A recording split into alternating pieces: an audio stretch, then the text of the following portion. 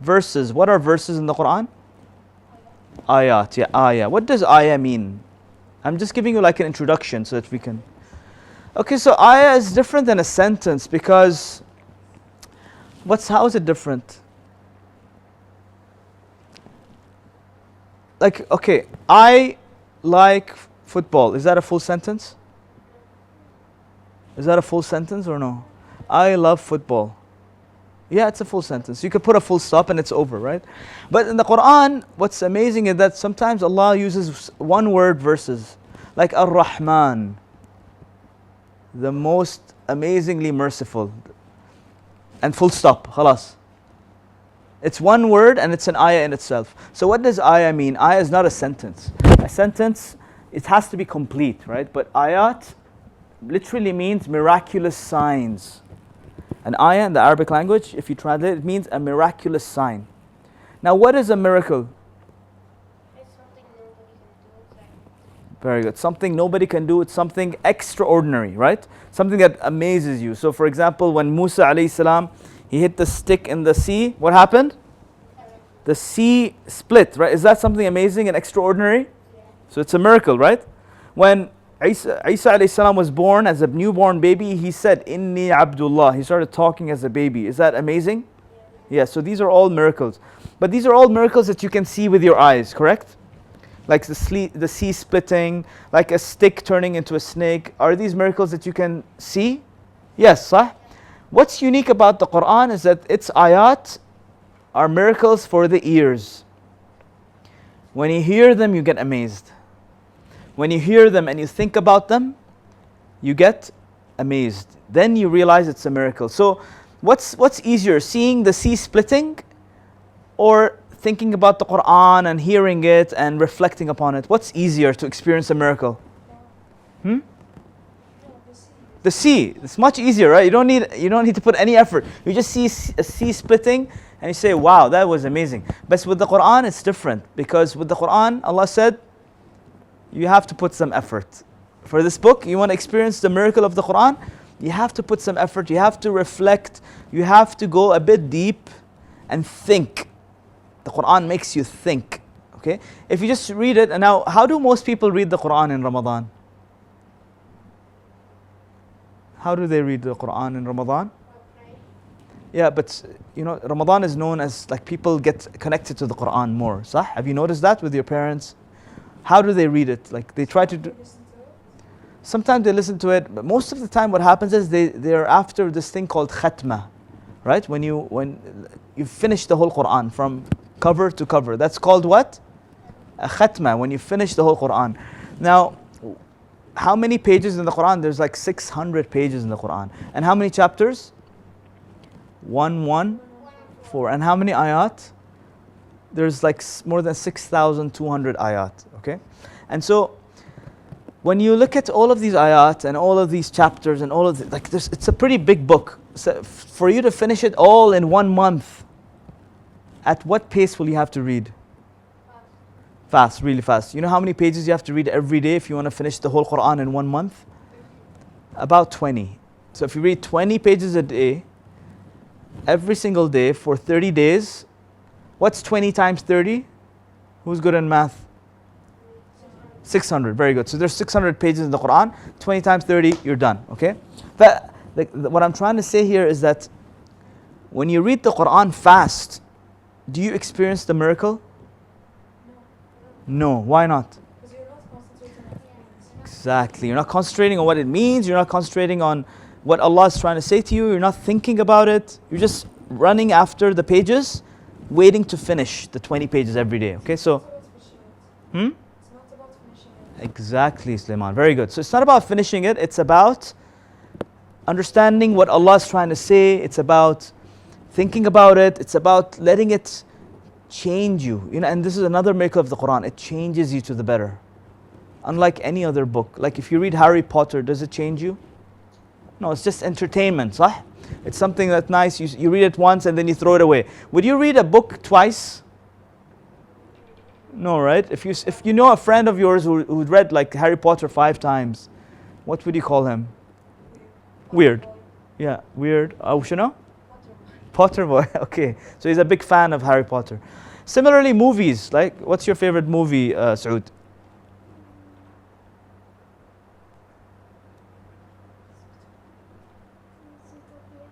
Utopia? Okay. So, how many times have you watched it? Twice. Okay. Suleiman, your favorite movie? How many times did you watch it? Once. Salman? The Avengers? Okay. How many times did you watch it? Once. Ahmed?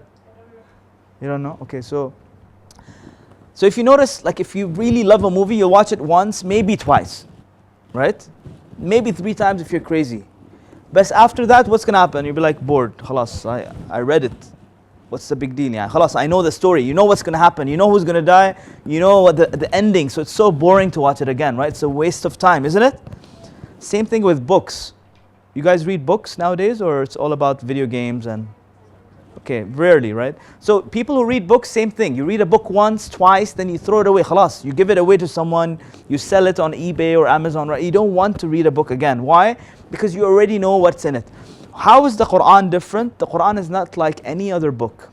The Quran is not like any movie. It's not like any song. Hatta songs, right? You listen to a song once, twice. Maybe you listen to a song. Songs are a bit different than movies and books. Songs, when you listen to them, you get hooked to them, and then you listen to them for like 3 months. But you get bored after 3 months. It's not after 1 time or 2 times. You really get hooked to it, and then a new song comes, and then the old song, khalas, gone, right? And that's why they have charts in the music industry, even in the movie industry, they have the charts, right? They call them the box office. You guys know about this, yeah? The box office, which movie made the most money, which movie was the most popular, and you have websites like IMDb, what's most popular. What happens to this list every now and then? It keeps changing, right? Now what's different about the Quran is it's a book, no matter how many times you read it, you're never going to get bored of it. You could read it since the time you were 5 years old, all the way up until you're 100 years old. Will you ever get bored of it? Can someone ever say, Wallah khalas, I read the Quran and I'm bored, I need another book? You can't say that. Why? Because you don't get bored. Why don't you get bored? Because the pages never change. Okay, the writing and the pages don't change, you're right. But why don't you get bored of it? Very good. Salman, you want to say something? Okay, so you know what? Why you don't get bored? Because who wrote the Quran? Whose words are the Quran? Allah subhanahu wa ta'ala, right? Are these exactly his words? Well, are they Jibreel's version of Allah's words? Or are they the Prophet's version of Allah's words? Are you sure? Okay, so there's a doubt that we have to clear. Guess what? Every single letter of the Quran, every single harf and every single haraka, ha, hi, hu, right? Every single haraka, every single word, from cover to cover, they are all Allah subhanahu wa ta'ala's words. Directly from Him. Without any intervention from any human being, any angel. Okay? Jibreel was just a messenger. Whatever exactly Allah wanted to be revealed down as an ayah, came down exactly, right? There was no change in it. Okay? So the Prophet ﷺ didn't change it, Jibreel ﷺ didn't change it. Okay? That's why it's a miracle. That's why it's a miracle. Now coming to Fatiha. So Fatiha, like we said, is the opener of this book. And Fatiha, what's special about Fatiha is that Allah subhanahu wa ta'ala called it in a different place in the Quran. He called it Sab'an min al-Mathani. Sab'an min al-Mathani. Okay? So Sab'an means 7. How many ayat in Fatiha?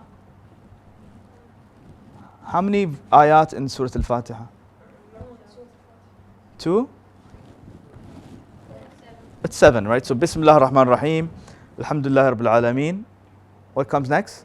Rahman Rahim, Malik Yawmiddin, Iyaka na'budu wa Iyaka nasta'in, Ihdina as-sirat mustaqim, and then Surat alladhina an'amta alayhim ghayr al-maghdubi alayhim wa la-dallin. Amin is not part of the Fatiha. Okay? So Ameen is just something you say in Salah. But what does Ameen mean? Oh Allah, accept our dua. Okay? You say Ameen after you make a dua. So it's not really part of the Quran, but it's good to say it after the Fatiha in Salah while you're praying Jama'ah, right? When you're praying in a masjid. Okay, good. So Surah Al-Fatiha is known as Sab' al-Mathani. Now what does the word Mathani mean? There's different words of it, different meanings of it in the Quran. Mathani comes from Thana, which means to praise something. When you say wow, something is amazing, you say that's amazing, that's incredible, that's something that you appreciate. That's called Thana. So Allah basically is telling us that this Quran is Sab' al-Mathani. These ayat, these 7 ayat are some of the best ayat of the Quran. And you know how like every book has a table of contents? Okay?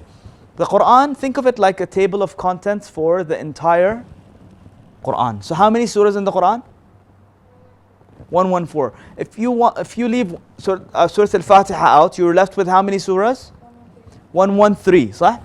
If you want to understand the overall message of all of the 113 surahs of the Quran, which surah do you read? Surah Al-Fatiha. So Surah Al-Fatiha is like a summary of the entire Quran. It's like an introduction and a table of contents to all of the Quran. It's like a summary of the entire Quran. So if you want to, and is that amazing or no? Right? That's in itself is a miracle that Allah subhanahu wa ta'ala summarized the entire Quran. And by the way, is the Quran an ocean of knowledge or it's limited knowledge? Ocean. There's endless knowledge in the Quran. Okay? It's yes. That's why Alif Lam Mim. The Quran, like Surah Al-Baqarah starts with what? Alif Lam Mim. Right? Every single letter of this ayah in itself, there's huge miracles in it that inshallah, if I only spoke about Alif Lam Mim, we'd spend 1 hour now, really. Okay?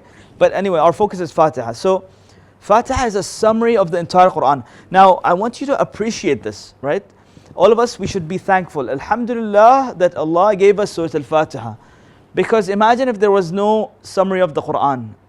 We'd have to read the entire Quran to understand what Allah wants from us. But Allah said, you know what? It's okay, relax. I've given you Surah Al-Fatiha, relax. If you understand it, if you read it in your salah, and by the way, how many times do you read it every day if we're praying 5 times a day? Or do we only read it 5 times? Yeah, how many rak'ah? Because every rak'ah you gotta pray with Fatiha. So 17, very good. So how many times are we reading Surah Al-Fatiha every single day? 17 times. Is that a big deal or a small deal? It's a big deal. And by the way, if you don't read Surah Al-Fatiha in your salah, is your salah accepted? Your salah isn't even accepted, so it's a pretty big deal. And by the way, Allah subhanahu wa ta'ala tells us that this surah is very special because Allah says, قَسَّمْتُ الصَّلَاةَ بَيْنِي وَبَيْنَ عَبْدِي نَصْفَيْنِ. I have split salah between me and my slave in how many parts? 2 parts. Okay, so there's 2 parts to Fatiha. What did Allah call Surah Al-Fatiha? As-Salah. Allah said, when He was talking about Surah Al-Fatiha, He called it Salah, which means what? Salah, what is the core of Salah? Surah Al-Fatiha. So the core objective of us praying is reciting Surah Al-Fatiha. It's that big of a deal. Okay? And by the way, is Salah a big deal in our deen? Yeah. How big of a deal is it? It's one of the 5 pillars, صح? So if you're not praying and you say you're a Muslim, then is there something wrong with your Islam? Something's wrong, right? If you say I'm too busy to pray, that means you're not really seriously a Muslim, right? So 5 times prayer, this is like minimum, okay? But Allah's telling us Fatiha is Salah. So without Fatiha, there is no Salah, basically. And if you understand Fatiha, you understand Salah. What does Salah mean? Sila. What does Sila mean? Wasalt. Ittisal. What does Ittisal mean? Call. So Salah is a connection between you and Allah. Wow.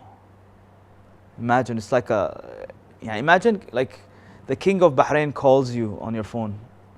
Hey Salman, معك Sheikh Hamad. How would you feel? Yeah, you'd be shocked, right?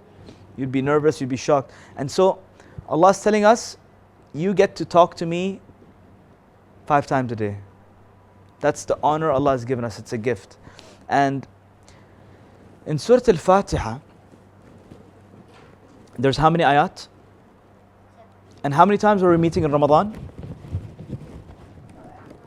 Yeah, so how many times in Ramadan? How many Wednesdays are there this Ramadan, by the way, guys? 4 or 5? Sometimes there's 5, depending, right? 1, 2, 3, 4. Yeah, 4. When is Eid? So it's on 6. 6 is Eid? 5th or 6th is Eid. Okay, so yeah, so 4 times. So what we're going to do is, there's 7 ayat, and I want to cover the whole of Fatiha in 4 sessions, okay? So today is like an introduction, and so maybe today we'll do like Bismillah ar-Rahman ar-Rahim. Maybe we'll do Alhamdulillah, okay? If you read a translation of the Quran, you guys know what a translation is? Yeah. Yeah? What is a translation? Like, for example, if you don't know how to talk Arabic and you tell someone, can you translate this for me? They tell you, what is salam? Okay. They translate it to English, they say, salam means hello. Okay. So if you were to read a translation of Surah Al-Fatiha, how long will it take you? Are you sure? Just a translation. It takes you about 20 seconds if you're a slow reader. Okay? You want me to read out a translation for you of the Surah Al-Fatiha in English? Since we're speaking in English, just to give you a flavor of what a translation is. How many of you ever read a translation of Surah Al-Fatiha in English? Any of you ever read it? Okay, good. So let's read a translation, and then I'll tell you why I'm doing this. Okay? Explain to you the point behind it. So who's counting? You're counting? Okay. Are you ready? I'm not ready yet. Okay. 1, 2, 3. In the name of God, the compassionate, the merciful. Praise be to God, Lord of all the worlds, the compassionate, the merciful, and master of the day of judgment. To you alone do we render service, and to you alone do we look for aid. Guide us on the straight path, the path of those whom you have favored, not of those who you've earned your anger, nor of those who've gone astray. Okay, 22 seconds. Very good. So, did you guys understand anything? No. Nothing. A bit, yani maybe, right? Just a little bit. Like what % did you understand? Like very, very little, okay? So, when you come to a dars like this, when you come to a class like this, and you listen to a teacher explaining Surah Al-Fatiha, it's going to be a totally different experience than when you sit at home and you try to study the Quran by yourself, okay? Because it's a very shallow way of reading the Quran when you read a translation. How many of you like swimming? Any of you did snorkeling ever? What about diving? You have diving? PADI license? With the tank and everything? I didn't get the license, but I did. Like with scuba diving and everything, the gear and everything? Okay, good. Very good. So you guys should get it one day, inshallah. It's amazing. I have, alhamdulillah, a scuba diving license. And what's the advantage I have over someone who doesn't even have goggles and he's swimming on the ocean, in the sea? What advantage do I have? You know how you're ready to see or no? What do I get to see that he can't see? Fish. The fish, the corals. Yeah, and a lot of beautiful things in the sea. Sah, Saud? What else do I see in the ocean? Crabs. Yeah, horse, what do they call that? Seahorse. All sorts of beautiful things, beautiful colors. And when I go down and I see all these things, do I get amazed? Yeah. But when I come back up and I share this with the guy who's swimming on the surface, will he understand what I'm saying? No. What's the only way that the guy on the surface will understand what I'm saying? So what does he have to do?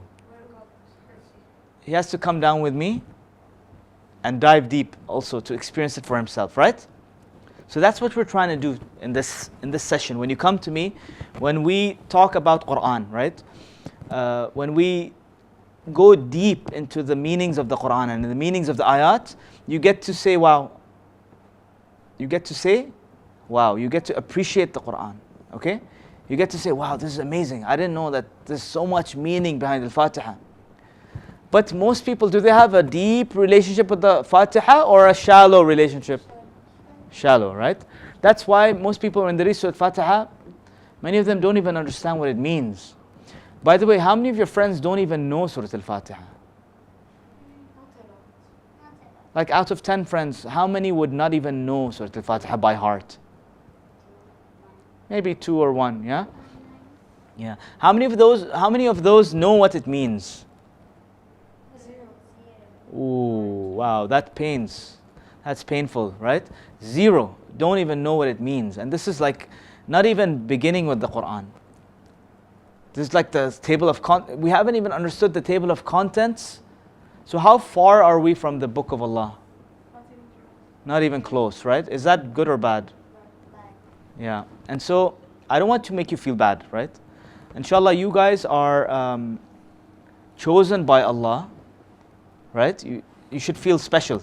Allah chose you to come to understand this book in more depth, right? So this is very special. You're going to be like the cream of your class now. You know how like in a cake you have the cherry on the top? You're the cherry, inshallah, right? You guys chose to do something nobody else is doing, which is amazing, inshallah. And then hopefully you could also convince your friends to come. Maybe you could share this with your friends. You could share it with your family, okay? But the first ayah of Surah Al-Fatiha, I want to start with, which is what? Bismillah ar-Rahman ar-Rahim, okay? So, what does it mean? In the name of Allah ar-Rahman ar-Rahim, right? In the name of Allah ar-Rahman ar-Rahim. Now, remember when Jibreel alayhi salam came to the Prophet sallam, when he first came to him, when Quran was revealed, what happened? He told him, Iqra. And what did the Prophet sallam say? Ma ana biqara. I don't know how to read. And then Jibreel told him, Iqra again. He said, Ma ana biqara. Iqra. Ma ana biqara. Then what did he say? Iqra bismi rabbika alladhi khalaq. And then خلق الإنسان من علق. And then the Prophet ﷺ was able to recite. And so how did the Prophet ﷺ get the power to recite?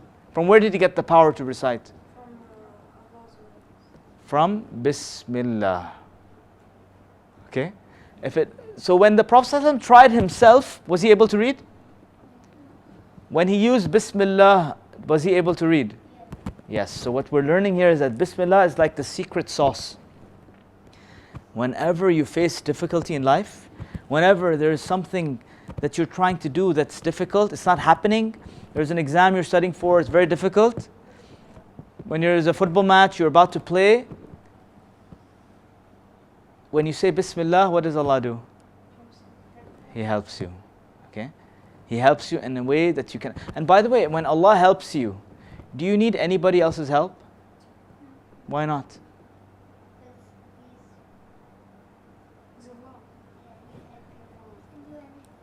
He can do anything. Good, Saud. So He's Allah, He can do anything. Nothing is impossible, right? He just has to say, Kun fayakun. That's it. It's like that, super easy for Him. Okay? So when do we have to say Bismillah? What did the Prophet ﷺ teach us? When are we supposed to say Bismillah? Beginning of Salah, very good. Beginning of every surah, except one surah in the Quran where it doesn't even start with Bismillah. Do you guys know which surah that is? No. That's an ayah. Which surah does not even start with Bismillah ar-Rahman ar-Rahim? There's one surah. Yeah. No, close. It's actually Surah At-Tawbah. Surah At-Tawbah in the Quran it's the only surah in the Quran that doesn't start with Bismillah ar-Rahman ar-Rahim. It starts with a normal ayah, right? It doesn't even start with Surah At-Tawbah. Why? That's a good question. It's a separate discussion. Okay? But inshallah, we'll leave that for some other time. But it's a good question, inshallah. Maybe towards the end we could talk about it. Because, tawbah, it talks about like the non-believers, the munafiqun, and it talks about a time of war, right? Where there's a lot of fighting going on. And in a sense, Bismillah ar-Rahman ar-Rahim is not even mentioned there. Okay. So, Surah Al-Fatiha starts with Bismillah ar-Rahman ar-Rahim. And so we said Bismillah is like that secret sauce that will help you what? In accomplishing things. Do you have things in your life that you want to accomplish? Yes? We all have things in life that we want to accomplish, right? You know what shaitan does to us? He makes us believe that we can do things on our own. Without Allah. And 99% of the world, they're struggling with life because, excuse me, Habibi. 99% of the world, why are they struggling? Yeah.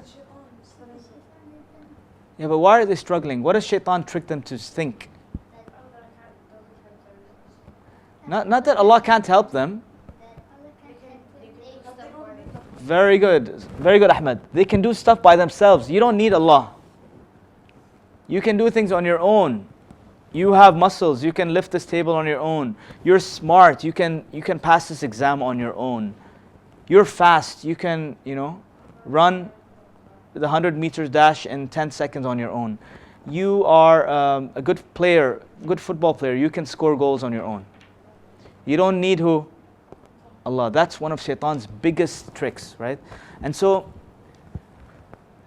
shaitan, does he want our life to be happy and easy? Well, he wants it to be sad and miserable and difficult. Sad and miserable and difficult. He wants our life to be messed up. He wants our life to be the most miserable life, where we're always sad, upset, worried, scared, angry, right? What does Allah want our life to be? Nice, easy, not difficult, happy, peaceful, okay? All right? That's what Allah wants our life to be. By the way, quick question. Does Allah want us to be happy only in the Jannah of Akhirah or also in this world?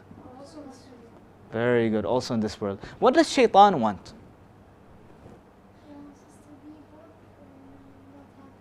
In both, in dunya and in akhirah. He wants us to be sad and miserable and bored and afraid and angry in dunya and in akhirah, right? So you're messed up completely. So Surah Al-Fatiha, Allah is telling us right at the beginning, before you start your relationship with me, Bismillah ar-Rahman ar-Rahim. Get used to saying Bismillah ar-Rahman ar-Rahim in everything you do. What else did the Prophet ﷺ tell us to recite Bismillah in? Besides Salah, besides Quran. When else?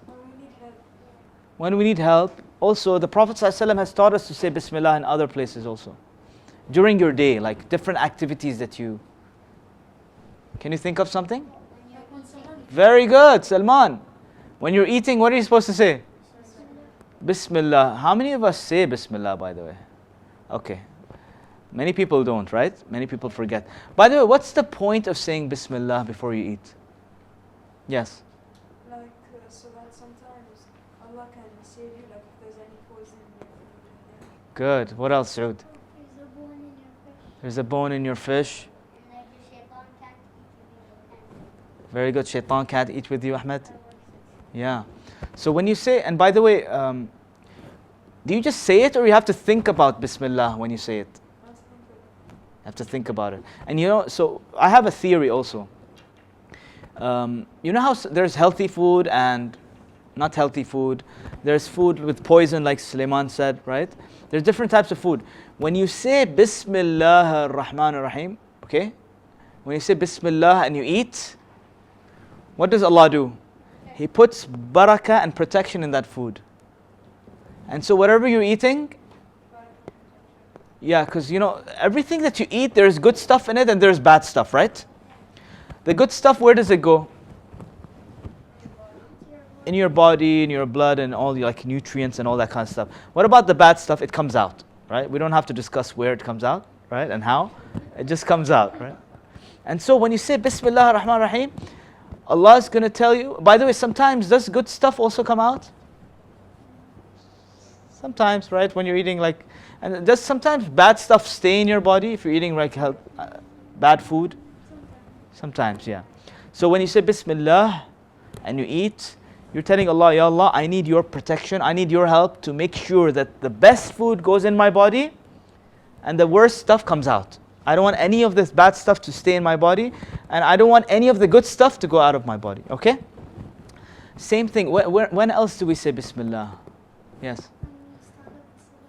When you start the salah, when else? In your activities, daily activities, think about it. Like sometimes if you're like in a scary ride and something like you drop, something to say Bismillah. Yeah. So you're in a roller coaster ride and you're dropping and you're anti-gravity, you're scared. So why do you say Bismillah? Because you need Allah's help then, right? Protection and help. When else? Yes? Or in a scary movie, you're scared, there's a scary scene. Bismillah, right? You get scared and you want to say that. Very good. Bad. What else, Ahmed? When else are we supposed to say Bismillah? I'm trying to get to something. If you think about it, I'm trying to get to something. Before playing the game. Okay, before you read your ma'awidat, think about your normal life, right? Outside of Salah and Quran and ma'awidat, yeah. When you read the Quran, okay, very good. What about when you have an exam? Before you start, do you remember to say Bismillah? Yeah. Do most people remember? No. And then do most people struggle with the exam? Yeah, most people. And by the way, how are most people when it comes to exams? Are they enjoying it? Are they happy? No one enjoys it, right? Why not? Because the teacher makes it so difficult and it's stressful, right? It's stressful. You want to pass. But guess what? If you say Bismillah and you really mean it before any exam, how are you supposed to feel during the exam? Safe, calm, confident. Because who's with you?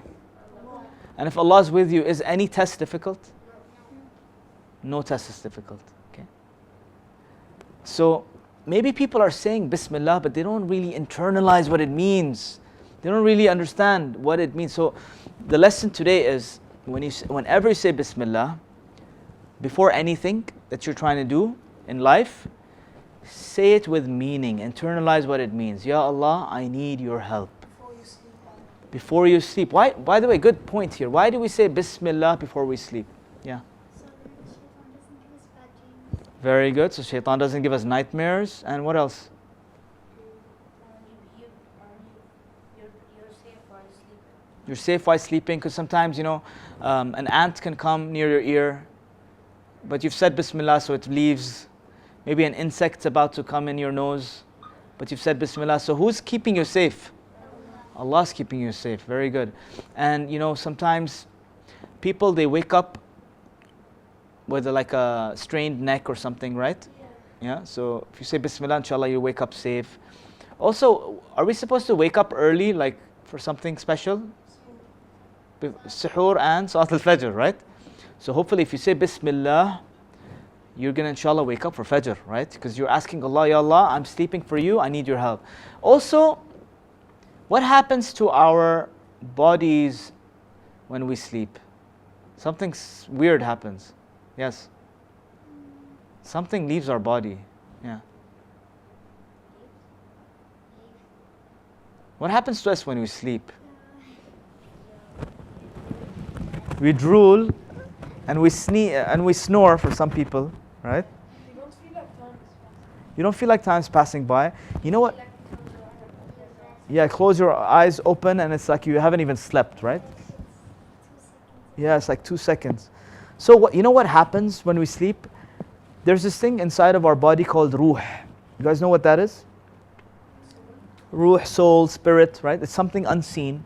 That's what keeps you alive, by the way. What happens to a body when, like, you shoot a body down? I'm not saying shoot someone down, right?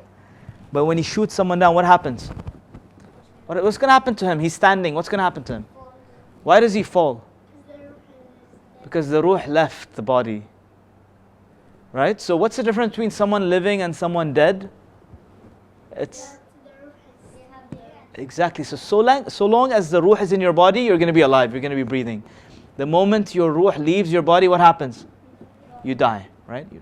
Does the ruh die, by the way? The ruh doesn't die. Okay. Since we talked about ruh very quickly, let's talk about this also. Does our body need food and drink to stay healthy and fit? Yes? Do we need to take showers every day? Why? To stay clean, hygienic, right? All that kind of stuff.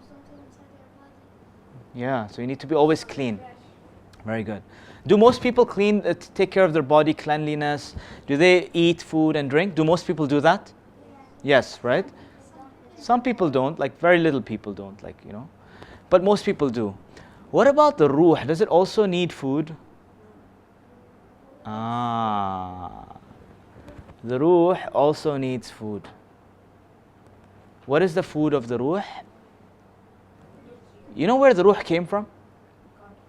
Came from Allah, right? So Adam alayhi salam, you know, he was our father, right? Adam alayhi salam, the first human being to be created, okay? He was created from what? Who knows? Teen, right? Clay and pottery, right? And then, was he alive when he was in clay? Was he alive? He wasn't alive. He was just like a clay of pottery. But then what happened? Who blew the ruh into Adam? Allah. Wow. Can you imagine this? Allah subhanahu wa ta'ala blew His own ruh into who? Into Adam. So that same ruh that Allah blew into Adam is in whose bodies now? Us. Okay. So this ruh came from who? So how does it get food? How does it get food? By remembering Allah. Okay? Remembering Allah is food for the ruh. When you forget Allah, what happens to the ruh? It's crying, it's miserable. Oh, I want to remember Allah. Feed me, please feed me. Right? It's desperate for food. But do most people feed the ruh? And you know, when you don't feed the ruh, are you going to be happy or are you going to be miserable and sad? Yeah. Are most people happy or miserable? Are most people in the world? You think they're happy? Some happy, some miserable. It's okay. Yani. If you have all the cars in the world and you have the biggest house in the world, the biggest swimming pool in the world, and the biggest boat in the world, does that give you true happiness? No, right? Yeah, because you can't buy happiness. Very good. And sometimes, you know what happens? Some very, very famous celebrities, they end up committing suicide. Have you heard of that? Right? They kill their old selves. Why do they do that? Are most celebrities rich? Are most celebrities famous? Do most celebrities live in very amazing houses? Do most celebrities drive amazing cars? Can they travel anywhere they want? But still, what happens?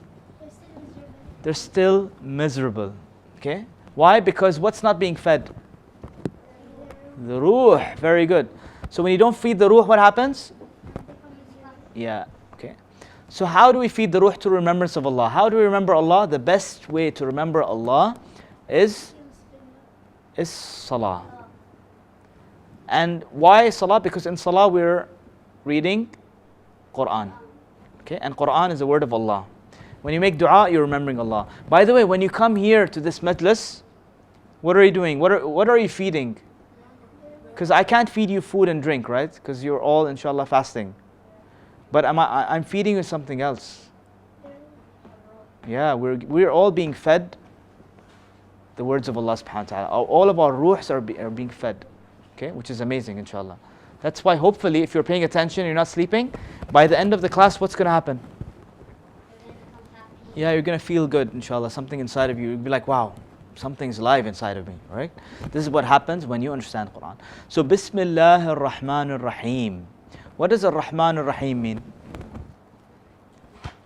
The most merciful, okay?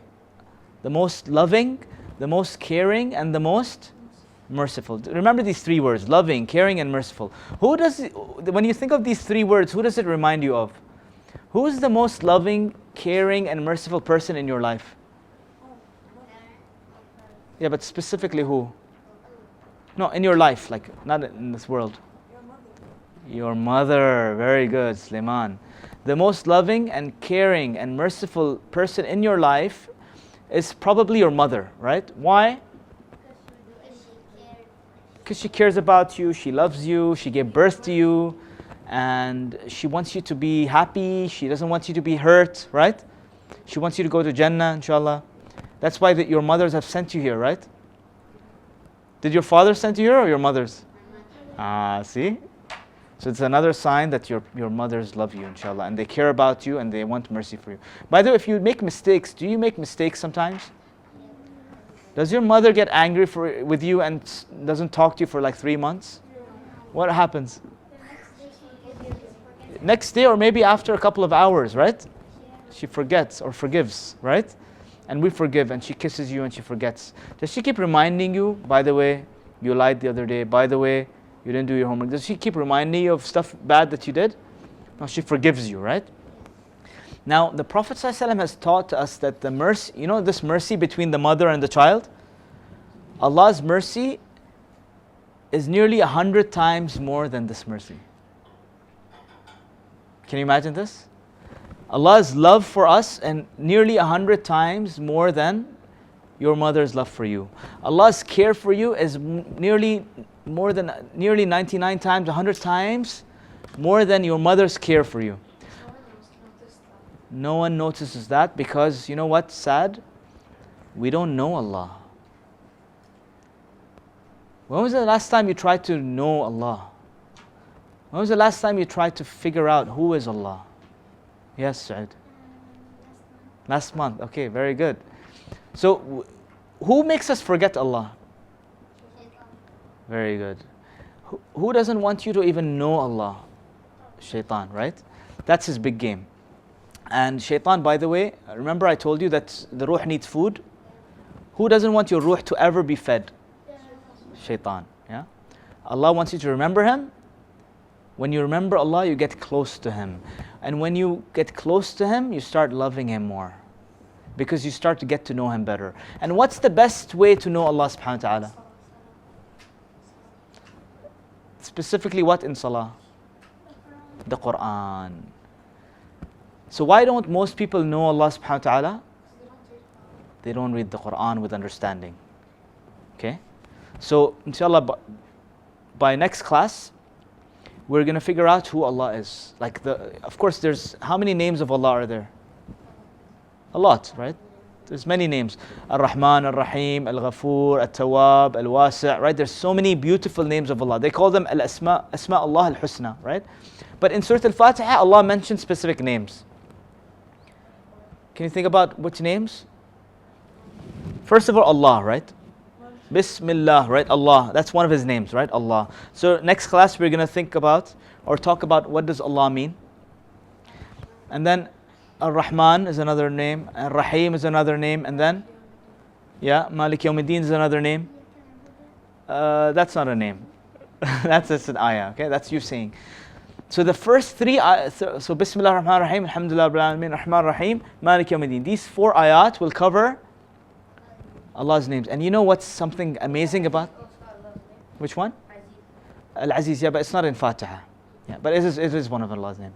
Now, why did Allah choose Allah, Ar-Rahman, Ar-Rahim, Malik Yawmiddin? Why did Allah choose these to be in Fatiha? Okay, very good, very good. It's very close. What Allah does in Surah Al-Fatiha, and by the way, where do these names come in Surah Al-Fatiha? In the beginning, in the middle, or at the end? So what is Allah doing in Surah Al-Fatiha? Right at the beginning. Letting us know who He is. So He's introducing us to Himself. He's introducing us to who Allah is. Wow. So inshallah, next class, we're inshallah going to figure out who Allah is by some of His most famous or most important names. And by the way, one of the names I forgot to mention is Rabb, right? Alhamdulillahi Rabbil Alameen. So how many names are there going to be? Allah, Ar-Rahman, Ar-Rahim, and Rabb and Malik. How many names? 5 names. So inshallah next class we're going to be studying these 5 names to get to know who Allah is. And I'm going to share with you also what happens after you know Allah. Okay, after you say Malik Yawmiddin, what happens? Iyyaka na'bud. You raise your hands and what do you say? Oh Allah, I want to be your slave. Iyyaka na'bud. Okay? Why did it happen after these ayat? Because khalas, now you know Allah. And when you know Allah, you love Him. When you love Him, you want to be close to Him. And what's the best way to be close to Allah subhanahu wa ta'ala? Yeah, to be in Jannah and also to be His abd. That's why you say, Ya Allah, I want to be your abd. And you're saying it, Iyyak, which means I want. Ya Allah, I choose to do it. No one's forcing you to be His abd. I'm not forcing you. Allah's not forcing you. Your parents not forcing you. Who's choosing to be His abd? You. Why? Because you just discovered who Allah is. And when you discover and know who Allah is, you fall in love with Him. You realize how amazing He is. And how merciful and caring and kind He is. And so inshallah with this we conclude today's dars. Because I know you have fatur. And I want to make sure I finish exactly at 5.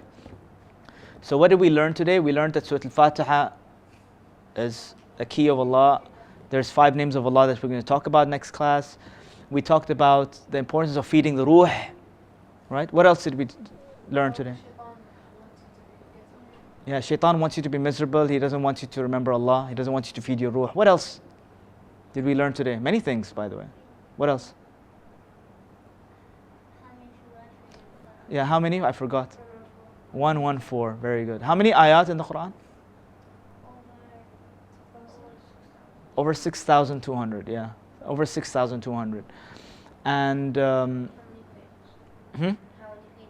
many pages? About 600. Yeah, very good. How many pages do you have to read every day to finish the whole Quran? 20. Yeah. But again, yani, it's good to. By the way, if you read 20 pages without understanding, do you still get ajr? Yeah. For every letter, you get ajr 10 times. So if you say alif, lam, mim, how many ajrs do you get?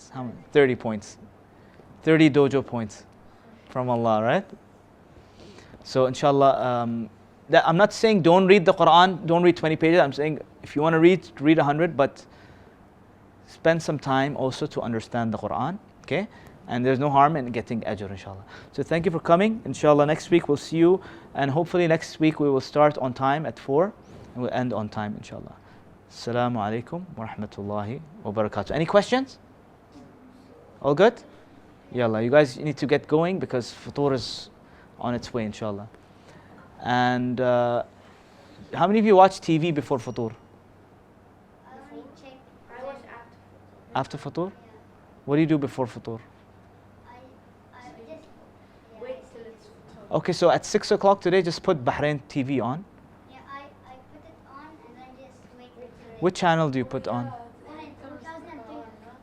Huh? 2003. Yeah. It used to be 187. Okay, so there's two channels for Bahrain TV, right? It's 6 now. So channel 55, if you put it on, inshallah, I have a show that comes on for 10 minutes every day before futur at 6 o'clock. Channel 55, which is like the English BTV channel, English Bahrain TV channel. Okay? So check it out and enjoy and tell your family and friends to watch it. Okay? Yallah, assalamu alaikum wa rahmatullah. Take care.